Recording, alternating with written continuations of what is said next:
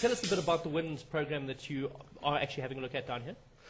Well, we're partners, as Davin said, with Genesis, and we've been working here now for over a year, and we've got I think about, is it 8,000 megawatts under development. We've a lot of stuff now at various stages of development, and you identify the windy areas, then you identify the landowners, then you identify is there a grid anywhere nearby. And so you go and sign up the landowners, you apply for planning permission, you do your environmental impact statement, you apply to get onto the grid. But before you can do any of that, you have to have an environment. There has to be a political environment that's going to allow that to happen. And ideally what you would like to see would be the government saying, we have a vision for the future. It's becoming acceptable now here that 25-25 would be a valid type of objective to have. In other words, that 25% of the electricity in South Africa would come from renewables by 2025. The average time for developing a wind farm, here in South Africa could be 3 to 4 years.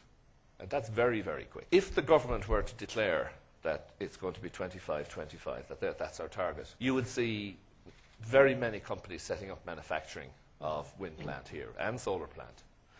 Because what industry and business and banking is looking for is, a long-term commitment from the government. In our industry, the role of government is absolutely crucial, and it's fundamental, and it's the number one thing that has to happen. Because every electricity industry in the world has been some kind of a monopoly. Eskom is not unique. And they want to continue to do things the way they've always done them. They want to be able to switch on the power, pollution and such, carbon burden, all that stuff, that was all irrelevant. And so it required government to come along and say, you will use an intermittent source of power. Carbon is now €13 a tonne. By the middle of this decade, it's probably going to be between 30 and 40. You see the ministers for energy in England, Germany and France saying we should have a reduction target not of 20% in our carbon burden by 2020, but of 30%. Because we want to create a bigger market in carbon. We want the price of carbon to go up. Well, now, there will be a worldwide price for carbon. And this economy, South African economy, is absolutely massively vulnerable. So the government are the only people who can actually look after the best interests of the people. If you were able to get 20 turbines up in Jeffreys Bay tomorrow, is everything in place for you to sell that power into the grid and make a profit?